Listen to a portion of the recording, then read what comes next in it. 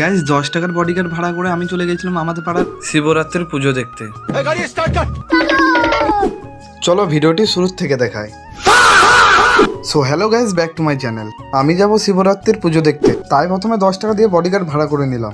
अबे जल्दी बोल, कल सुबह पनवेल निकल। আর এরা এমন ভাবে যাচ্ছিল আমার সাথে, আমি যেন কোথাও চুরি করে ধরা পড়েছি। गजब बेइज्जती है। আর এদের গা থেকে পুরো বটকা বটকা গ্যাস উঠছিল। वाओ, মনে হচ্ছে এই শীতের ভয় 4 দিন চান করে নেয়।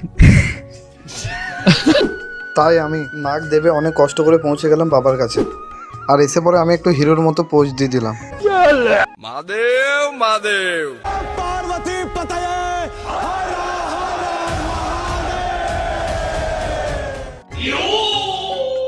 আর হঠাৎই দেখা হয়ে গেল দুটি বাচ্চার সাথে, যারা খেয়ে দিয়ে শিবরাত্রি করেছিল।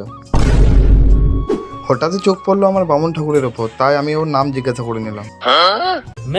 मैं बाबा टिल्लू टिल्लू नाम मेरा बाबा टिल्लू। এরপরই যে যার মতো প্রসাদ নিয়ে হাজির হয়ে গেল বাবার মন্দিরে।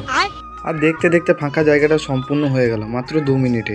अच्छा, তাই বামন ঠাকুরও বেশি না দেরি করে শুরু করে দিল তার নিজের কাজ। গাইস আজ এতটাই। ভিডিওটা কেমন হয়েছে অবশ্যই জানাবে কমেন্টে।